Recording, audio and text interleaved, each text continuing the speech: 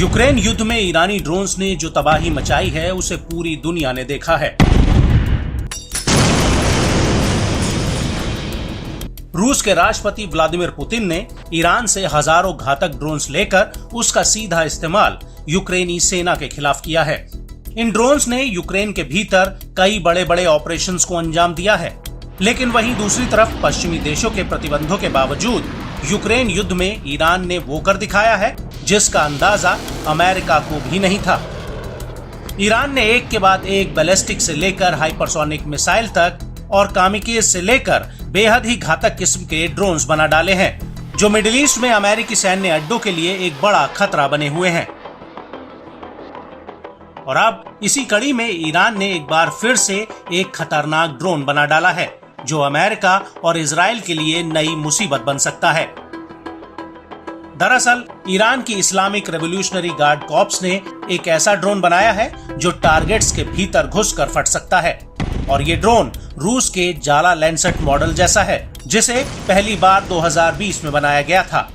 इस ड्रोन को लेकर IRGC से जुड़ी ईरान की सरकारी न्यूज एजेंसी तस्निम ने एक वीडियो भी जारी किया है, जिसमें इस ड्रोन की नुमाइश की गई है। तस्निम का दावा है कि इस नए ड्रोन को लांसेट की क्षमताओं के साथ लैस करके बनाया गया है, जो 30 से 60 मिनट तक हवा में उड़ान भर सकता है। ये एक पेलोड को 3 से 6 किलोमीटर तक ले जा सकता है। इसके अलावा ये 40 किलोमीटर तक की रेंज हासिल कर सकता है। बड़ी बात यह है कि पूरी दुनिया में घातक ड्रोन्स बनाने के मामले में ईरान का अपना इतिहास रहा है। उसके पास ड्रोन बनाने की काफी ताकतवर तकनीक है, या यूं कहें कि पश्चिमी देशों के हथियारों की रिवर्स इंजीनियरिंग करने में ईरान माहिर है।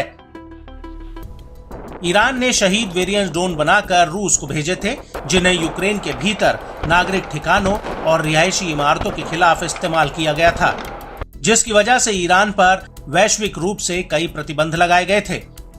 लेकिन ईरान के ड्रोन्स की वजह से मिडिल ईस्ट में उसके प्रॉक्सी संगठन, जो इराक, यमन और लेबनान में एक्टिव हैं, वो लगातार इन ड्रोन्स के दम पर अमेरिका और इजराइल पर हमले कर रहे हैं। इनमें से अधिकतर हमले रणनीतिक जलमार्गों पर हुए हैं, जिससे अमेरिका और उसके सहयोगी देशों के युद्धपोतों और मालवाहक जहाजों को भारी नुकसान हुआ है। और अब ईरान की इसी मिसाइल और ड्रोन बनाने की ताकत को कुचलने के लिए यूरोपियन यूनियन, ब्रिटेन और अमेरिका उसके ऊपर नए प्रतिबंध लगाने जा रहे हैं। और यही वजह है कि इन नए प्रतिबंधों के लगने से पहले ही ईरान ने एक और घातक ड्रोन दुनिया के सामने रख दिया है।